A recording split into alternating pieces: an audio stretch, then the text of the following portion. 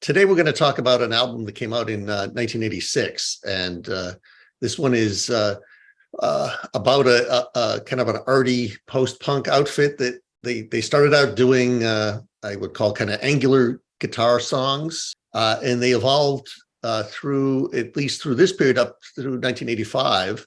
To become sort of a gloom rock outfit. With all kinds of witty lyrics and interesting sounds, a lot of angst.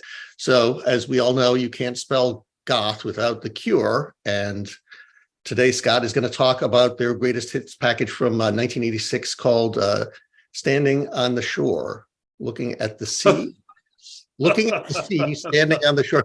I don't call it a greatest hits. I don't call it the best of The Cure.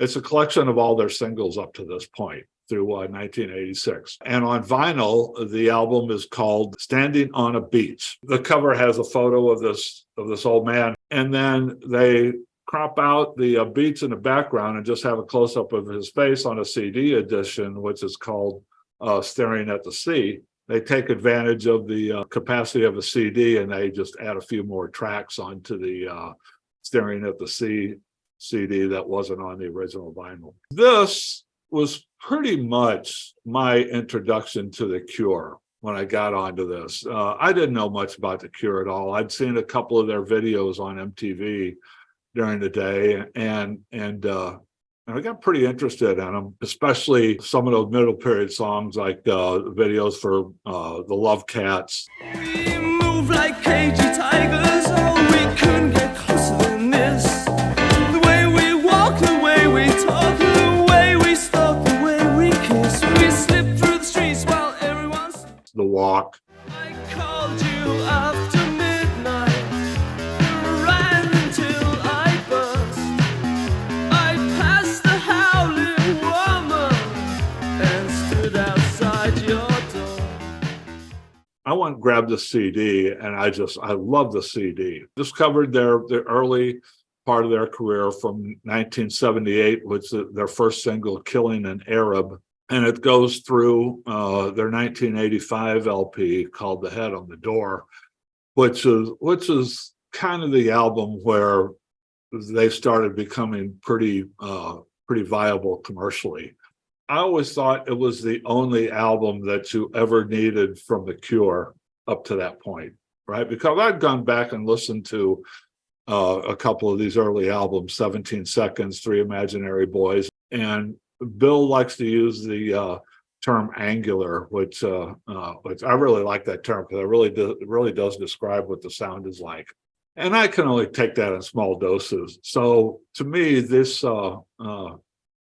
collection of songs is the only Cure album that you would ever need to hear. But that was about 3 or 4 years before Disintegration happened, and my whole my whole opinion on what the essential Cure album is changed after Disintegration came out. This is a great look at the early evolution of The Cure. These tracks are there in chronological order, so you can start at the beginning and get to the end of this. It's about an hour with a CD. And you can listen to this through, and you can definitely trace how their sound and their music evolved during this time, which is one of the reasons why I really like this thing. I mean, you can get a good feel of the story of The Cure at this time. Standout Tracks, of course, the classic track "A Forest" from 17 Seconds, their second LP, which they still to this day perform in concert.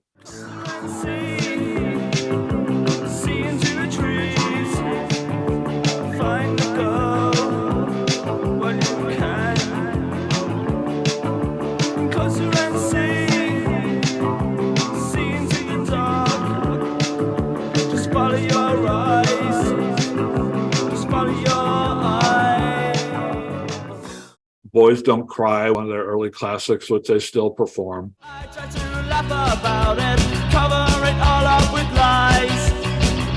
I try to laugh about it, hiding the tears in my eyes, 'cause boys don't cry. But actually, my favorite is the last track on this album. It's not on the vinyl, but it's the last track on the CD called "The Night Like This." I'm coming to find you if it takes me all night, but which I'm for another girl. For always and ever is always for you. You're just the most gorgeous, stupid thing I ever caught in the world. Thanks very much, Scott. I concur heartily. I mean, I think the great thing about this thing is that because their first few albums were kind of uneven, the addition of the kind of the best of those albums tracks plus the singles that were not on albums really makes it kind of a very compelling overview of that period, which was, so formative and really did speed the growth of a whole genre of music. The goth umbrella covers a lot of ground, but certainly one of the outfits that's holding the umbrella handle is The Cure.